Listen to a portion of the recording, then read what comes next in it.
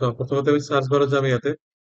এটা যে আমি জাষ্ট এক্সেল বুলি ইয়াতে চাৰ্চ কৰিম। এক্সেল এক্সেল চাৰ্চ কৰাৰ লগে লগে ইয়াতে অপশ্যনত আহিছে এক্সেল এপ বুলি লিখা হৈছে না। এক্সেল এক্সেল ক্লিক কৰিলো। এক্সেল ক্লিক কৰাৰ লগে লগে আমাক এনেকুৱা এটা ইণ্টাৰফেচ আহিছে ইয়াতে। এই ইণ্টাৰফেচত ইয়াতে লিখা আছে তোমাৰ কেইটামান টেমপ্লেট।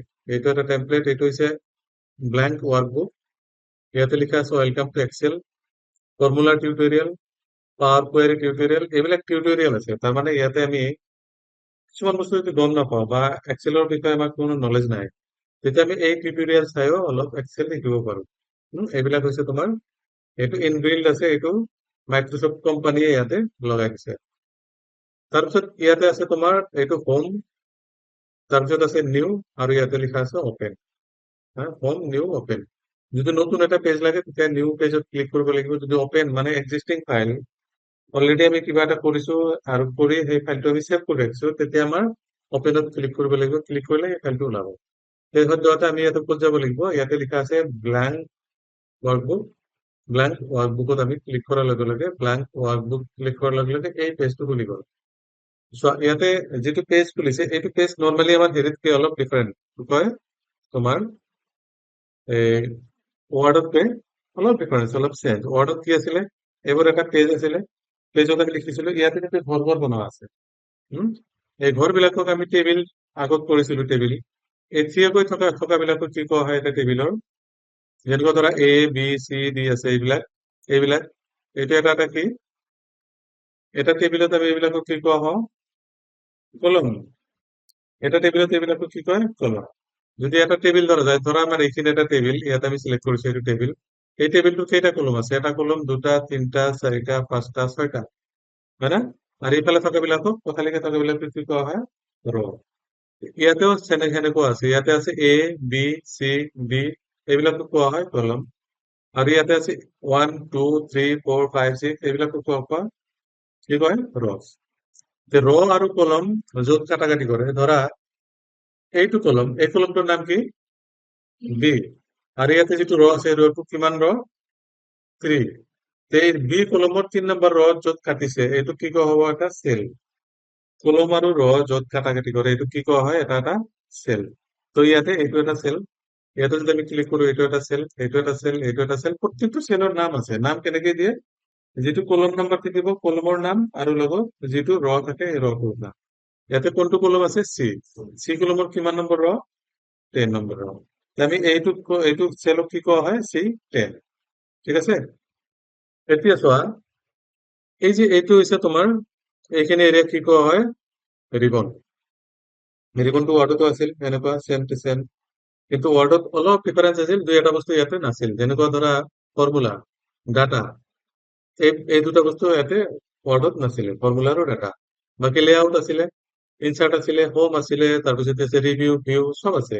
এই দুটা নাছিলে। এই দুটা আমি নতুন পালো। কাৰণ কি, এই ফৰ্মুলা মানে কি, এক্সেলত সাধাৰণতে আমি কি কামত ইউজ কৰো, এক্সেলটো হিচাপৰ কামত ইউজ কৰা হয়। যিকোনো ধৰণৰ হিচাপ নিকাচ, কাৰোবাৰ এটা দোকান আছে, নাইবা কোনো এটা বিজনেছ আছে, গোটেই হিচাপখিনি আমি ইয়াতে ৰাখিবৰ কাৰণে এক্সেল ইউজ কৰো।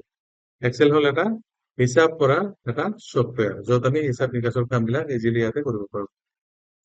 তো ইয়াতে চোৱা, এই ৰিবনত এইটো লিখা আছে এফ এক্স। এফ এক্স মানে ইয়াতে লিখা আছে ইনচাৰ্ট ফাংচন। ইয়াতে ক্লিক কৰিলে কেইটামান ফাংচন ওলায়। এইবিলাক ফাংচন পিছত শিকাম। এইবিলাক ফাংচন আহে। এইবিলাক ধৰা কি ফাংচন আছে, sum, average, if, hyperlink, count, max, sine, এইবিলাক ফাংচন। যদি ডাইৰেক্ট আমি কোনো এটা ফাংচন ইয়াতে এন্ট্ৰি কৰিব খোজো, তেতিয়াহ'লে এফ এক্সত ক্লিক কৰিলে হয়। লগত এইটো অপচন আছে, এইটো কোৱা হয়, এইটো কি কয়, ফৰ্মুলা বাৰ। কোন এটা ফৰ্মুলা, সাপোজ এই সেলটোত আমি কিবা এটা লিখিলো 12, 12 লিখাৰ লগে লগে কিন্তু এই 12 টো ক'ত দেখা পাইছো, আমি ইয়াতে দেখা পাইছো।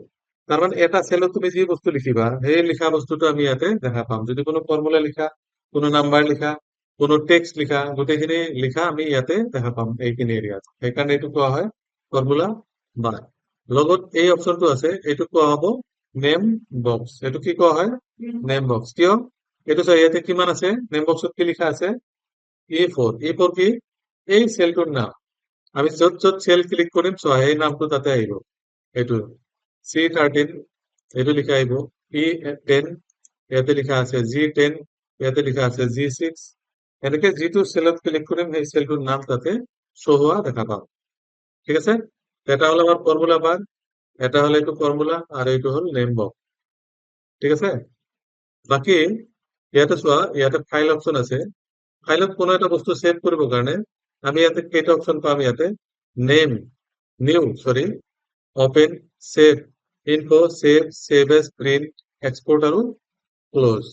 এই কেইটা ফাংচন ইয়াতে আমি দেখা পাম। যদি কোনো এটা ফাইল আমি সেভ কৰিব লাগে তেতিয়াহ'লে সেভ নাইবা সেভ এজ অপশনত ক্লিক কৰিম। নৰ্মেলি যেনেকৈ আমি ৱৰ্ডত কৰিছো সিমিলাৰলি ইয়াতে সেনেকৈ কৰিম। যদি এটা ওপেন ফাইল কৰিব লগা হয়, যদি এটা এক্সিস্টিং ফাইল ওপেন কৰিব লাগে তেতিয়া আমি ওপেনত যাম। লাষ্টত ইয়াতে লিখা আছে ক্লোজ আৰু এক্সপোৰ্ট আৰু প্রিন্ট। প্রিন্ট মানে যদি এটা ফাইল লিখিছো, এটা বস্তু বনাইছো, এইটো প্রিন্ট কৰিব কাৰণে ডাইৰেক্ট আমি প্ৰিন্ট অপশনত যাই এইটো প্ৰিন্ট কৰি ওলাই দিব পাৰো। তাৰপিছত লিখা আছে ক্লোজ, ইয়াতে ক্লোজ কৰিলে পুৰো ফাইলটো ক্লোজ হৈ যাব। যদি এইটো ক্লোজ কৰি দিওঁ পুরো ফাইলটা ক্লোজ হৈ যাব। তার আগতে লিখা আছে কি সেভ ইউ, হ্যাঁ, save your changes to this file. তার মানে এইটো এই কাৰণেই আহিছে, ইয়াতে অলপ লিখা আছে। যেহেতু লিখিছিলো কম্পিউটাৰ আমাক এটা চান্স দিছে, সুযোগ দিছে যে যিটো ফাইল আপনি লিখিছে এই ফাইলটো সেভ কৰিব নেকি। যদি সেভ কৰিব নালাগে তেতিয়া আমি ইয়াতে লিখিম ডন্ট সেভ, আৰু যদি এইটো কাটি দিব লাগে কেনসেল, আৰু সেভ কৰিব লাগে তেতিয়াহ'লে সেভ অপশনত ক্লিক কৰিম। আমি এইটো কেনসেল কৰি দিওঁ কাৰণ আমি সেভ নকৰো, এইটো কাটিও নিদিওঁ, এনেকুৱা থাকিব। ঠিক আছে, এতিয়া আমাৰ মেইন ইয়াতে পাৰপাসটো হৈছে যে কি কামত আমি এক্সেলটো ইউজ কৰিম। ধৰা এটা হিসাব কৰিম, ধৰা ইয়াতে কি লিখিছো 120, 120, আৰ ইয়াতে লিখিলো আমি ধৰা 30। 120 আৰু 30 দুটা যদি প্লাস কৰিব খোজো ইয়াতে আহিব, এইটো আহিব এড। এড মানে এডিশন, ইয়াতে এড কৰিম আমি। এড ক'ত কৰিম? এইটো জায়গা, হ্যাঁ, ইয়াতে ইয়াতে এড কৰিবৰ কাৰণে 120 প্লাস 30 এনেকে লিখিব লাগিব। তো ফৰ্মুলা আমি কেনেকৈ লিখো? মেথছত আমি ফৰ্মুলা কেনেকৈ লিখিম? ইকুৱেল টু এটা সাইন দিম, ইকুৱেল টু লিখিব লাগিব। ইকুৱেল টু লিখাৰ পিছত আমি কি কৰিব লাগিব? ইয়াতে এই যে প্ৰথম সেলটো আছে, মানে এই সেলটো আমি এনেকে ক্লিক কৰিম। সেলটো ক্লিক কৰিছো, আমি 120 লিখাৰ কোনো দৰকাৰ নাই। সেলটো ক্লিক কৰাৰ পিছত আমি এটা প্লাস সাইন দিব লাগিব, এনেকে প্লাস সাইন দিম। ঠিক আছে, দেখা পোৱা যায় প্লাস সাইন দিম। তাৰপিছত আমি ইয়াতে নেক্সট যিটো সেল আছে এইটো সেলত ক্লিক কৰিম। তো আমাৰ প্লাস কৰিব লগা সেল দুটা কি কি? এটা C4 আৰু এটা C5। C4 আৰু C5ক আমি ক্লিক মানে ইয়াতে প্লাস কৰিছো। প্লাস কৰাৰ পিছত আমি ইয়াতে জাস্ট এন্টাৰ প্ৰেছ কৰিম। কিবোৰ্ডৰ পৰা এন্টাৰ প্ৰেছ কৰাৰ লগে লগে এইটো প্লাস হৈ গৈছে, 150 হৈছে। হৈছে না 150? এনেকে আমি কি কৰিব লাগিব? এটা ফাইলত আমি প্লাস কৰিব পাৰো। ইয়াতে প্লাস কৰিছে, ইয়াতে চোৱা আমি কিন্তু ভ্যালু প্লাস 30, 120 প্লাস 30 এনেকে দিলেও আমাৰ এইটো এন্টাৰ মাৰিলেও কিন্তু এইটো 150 হ'ব। ঠিক আছে, 120 প্লাস 30 ইকুয়াল টু 150 এইটো হ'ল। কিন্তু ইয়াতে এই বস্তুটো যে লিখিছো সেইটো আমি দুটা ভ্যালু ইয়াতে লিখিছো। চোৱা ইয়াতে ফৰ্মুলা বাৰত লিখা আছে এইটো ইকুয়াল টু 120 প্লাস 30, ইয়াতে আমি দেখা পাই আছো 120 প্লাস 30। তাৰপিছত তোমাৰ ইয়াতে লিখা আছে, চোৱা ইয়াতে 150 লিখা আছে, ইয়াতে 150 লিখা আছে, কাৰণ ইয়াত দুটাৰ মাজত পাৰ্থক্য আছে। ইয়াতে 150 মানে ইকুয়াল টু 120 প্লাস 30, আর এইটো 150 মানে ইয়াতে কি লিখা আছে প্লাস C4 প্লাস C5। এই দুটা সেলক আমি ইয়াতে প্লাস কৰিছো। যে C4 আৰু C5 সেলক প্লাস কৰিছো, সেইকাৰণে ইয়াতে 150 ওলাইছে। ইয়াতে যদি আমি সেলটো চেঞ্জ কৰি দিওঁ, সাপোজ ইয়াতে 200 কৰি দিওঁ, ইয়াতে ভ্যালুটো অটোমেটিক চেঞ্জ হৈ যাব। চোৱা টোটাল ভ্যালুটো অটোমেটিক্যালি 230 লিখা হৈছে। এতিয়া যদি 30 আমি 30 যদি ইয়াতে 70 দি দিওঁ, ইয়াতে চোৱা ভ্যালুটো অটোমেটিক্যালি চেঞ্জ হৈ যাব, কাৰণ আমি কি কৰিছো সেল দুটাক প্লাস কৰিছো। সেলৰ ভিতৰত যিকোনো ভ্যালু দিব পাৰা, ভ্যালু বিলাক কি অটোমেটিক্যালি কি কৰি ল'ব? প্লাস কৰিব। কিন্তু ইয়াতে আমি ভ্যালু পুট কৰিছো, ইয়াতে কোনো সেল আমি ইয়াতে পুট কৰা নাই। গতিকে আমি ইয়াতে অকল যদি ইয়াতে 120 লিখি দিওঁ, 150 লিখো, ইয়াতে 150 দেখাব। বা ইয়াতে যদি আমি 120 270 লিখো, 270 দেখাব। সো ইয়াতে 270 আছে, ইয়াতে 270 আছে, এইটো 270, এইটো 270। এই দুটা 270 ৰ ভিতৰত এইটো 270 আছে, ইয়াতে 270 আছে।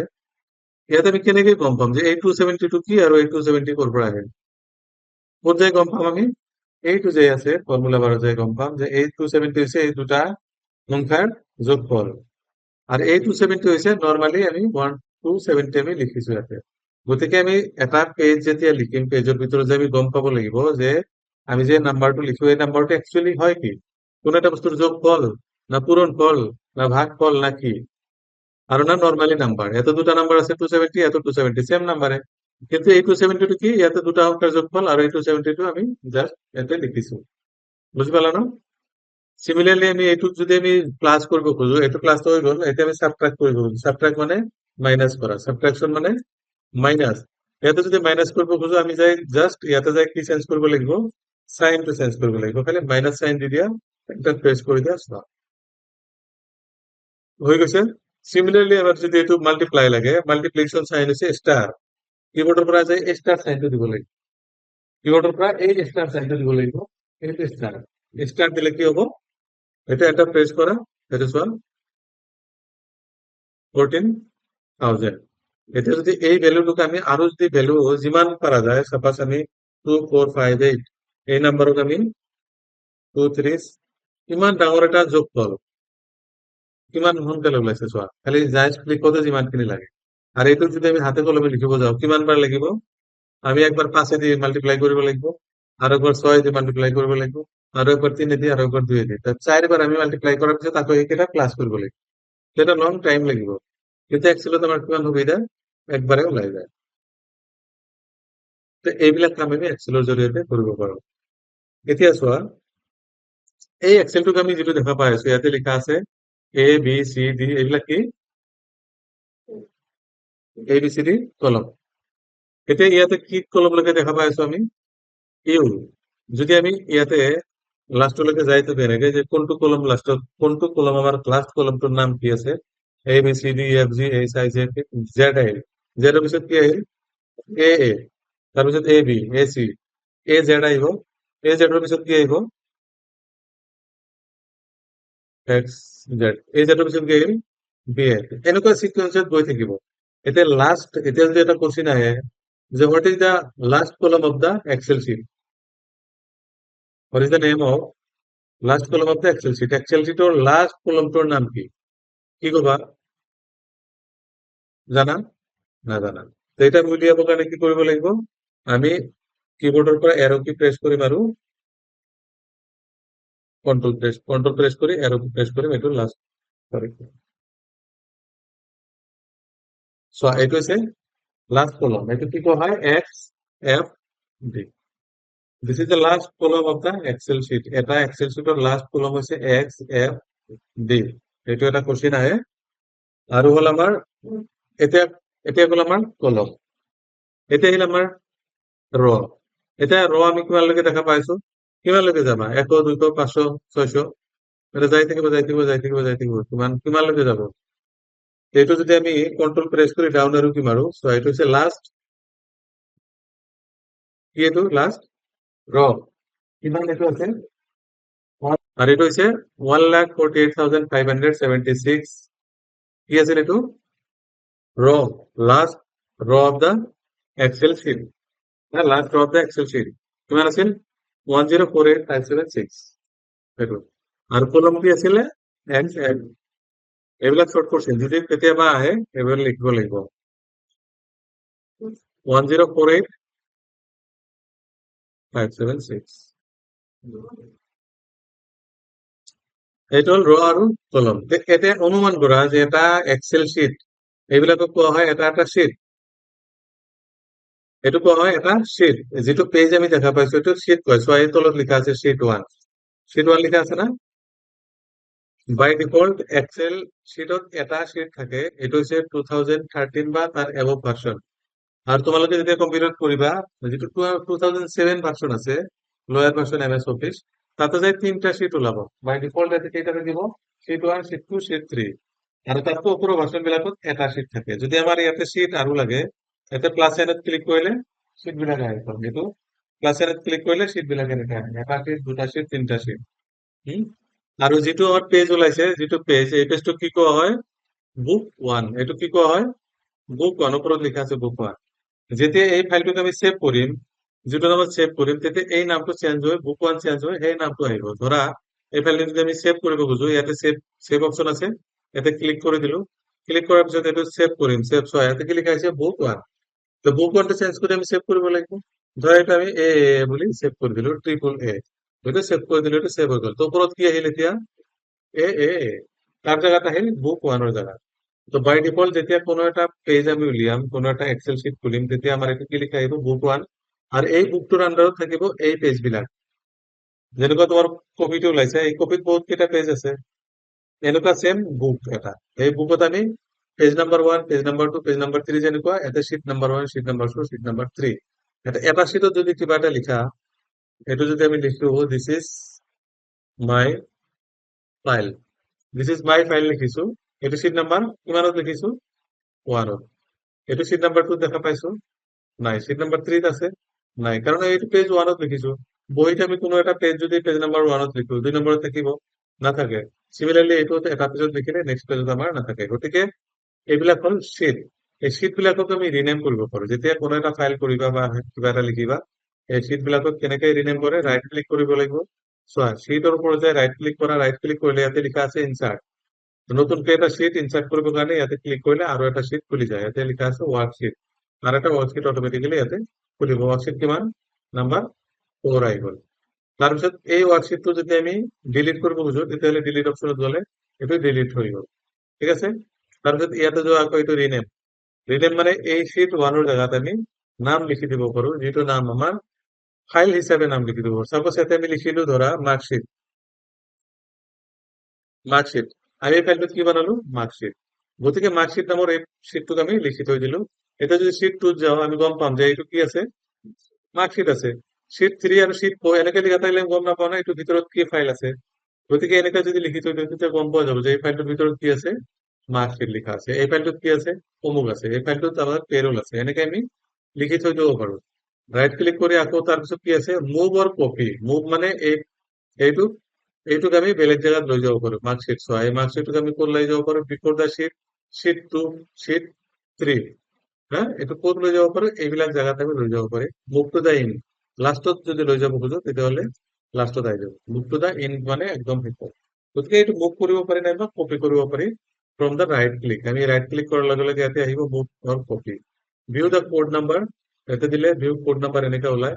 এইটো কোড ওলায়, এইটো ভিএছ কোড বুলি কোৱা হয়। Visual basic code. এইটো ভিজুৱেল বেচিক ওপৰত লিখা আছে মাইক্ৰ'ছফ্ট ভিজুৱেল বেচিক, ইয়াতে কোডিং কৰে।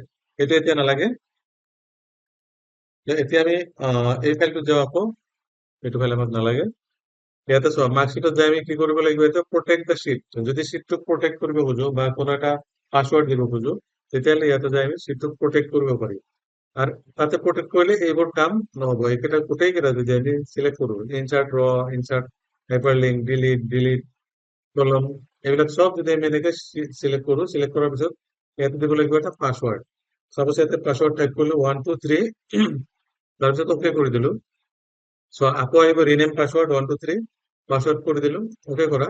এতে কিন্তু ইয়াতে আমি কি কৰিব পাৰো, একো লিখিব নোৱাৰো। চোৱা, লিখা আহিছে, একো অহা নাই। কিয়, সেইটো আমি প্ৰটেক্ট কৰি দিছো। ফাইলটোৱে পুরা শীটটো প্রোটেক্ট হয়ে গেছে। এতে কোনো লেখাও না যাব, কোনো বস্তু আমি রাইট ক্লিক করে ডিলিটও করব নোৱাৰি। এতে ডিলিট অপশনও নাই। এতে কাট কৰিব পাৰি, পেস্ট কৰিব পাৰি, কিন্তু ডিলিট কৰিব নোৱাৰি। ডিলিট অপশন সব নোহোৱা হৈ গৈছে।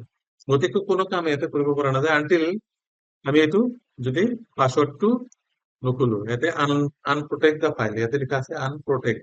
আনপ্ৰটেক্ট দা শীট কৰাৰ লগে লগে কি দিব লাগিব, 1 2 3, পাসওয়াৰ্ডটো দিয়াৰ পিছত এইটো ফাইলটো খুলিম। এতিয়া যদি আমি কিবা লিখো, চোৱা লিখা যায়, বুঝছে, এটা হচ্ছে প্রোটেক্ট দা ফাইল।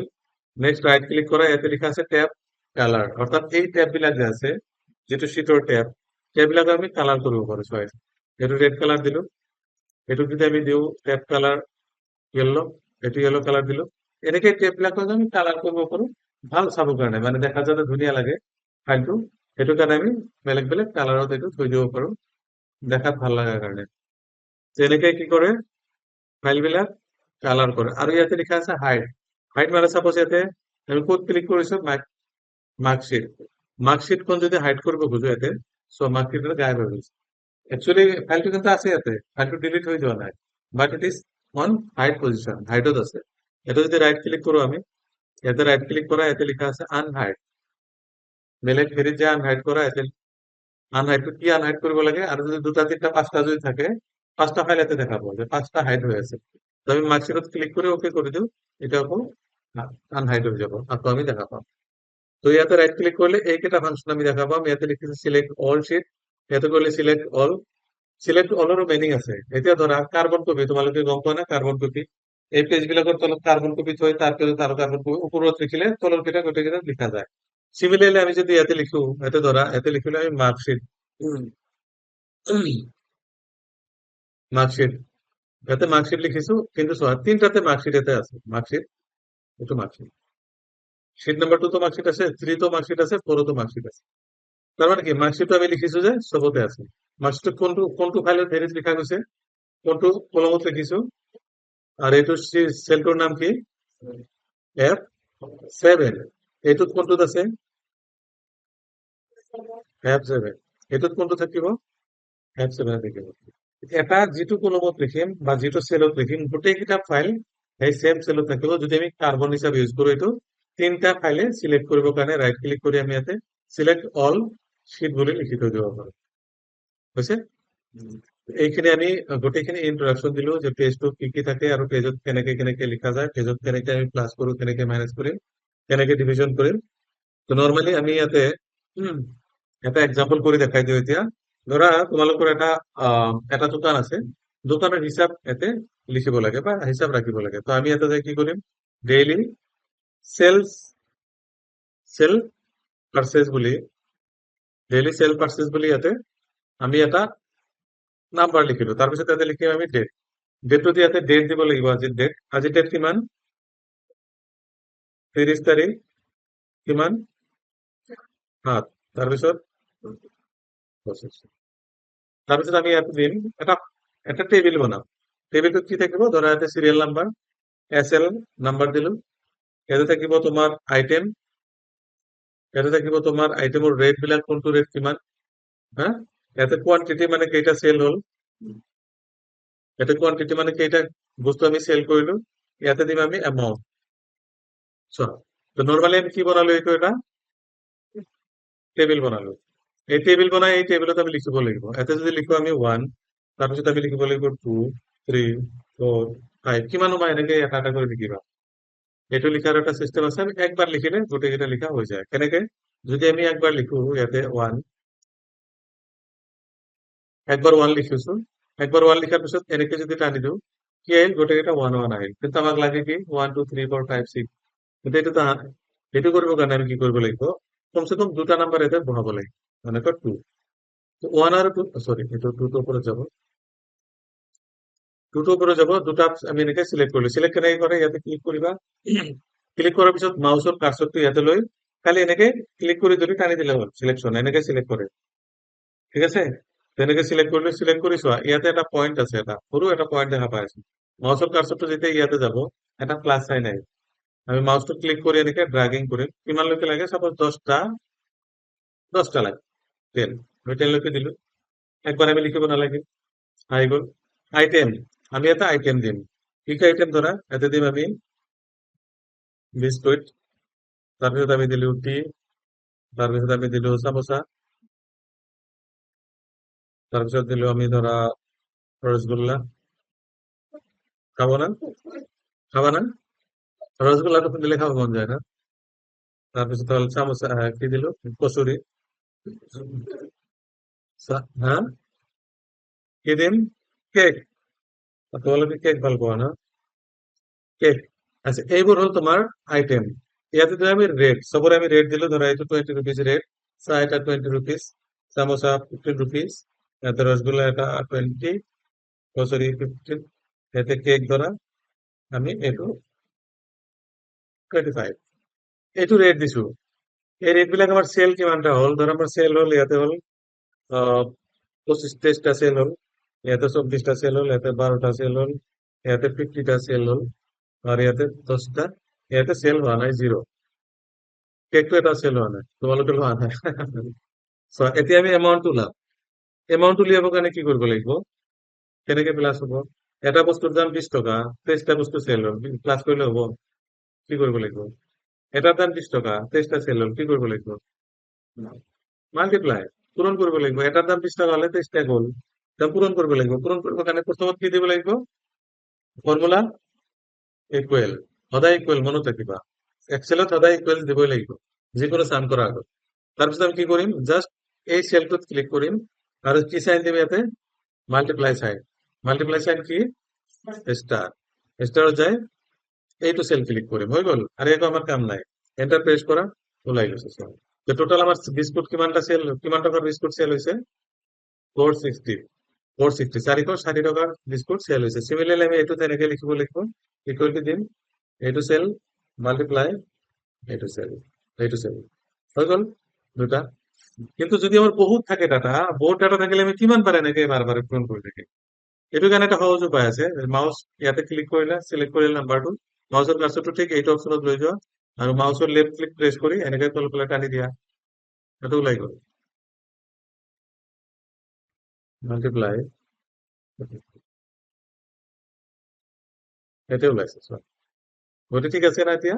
গোটেইকেইটা আমি অট'মেটিকেলি পাই গৈছো। এতিয়া ধৰা ইয়াতে আৰু এটা আইটেম, যিটো আইটেম আমি দিয়া নাই, উম,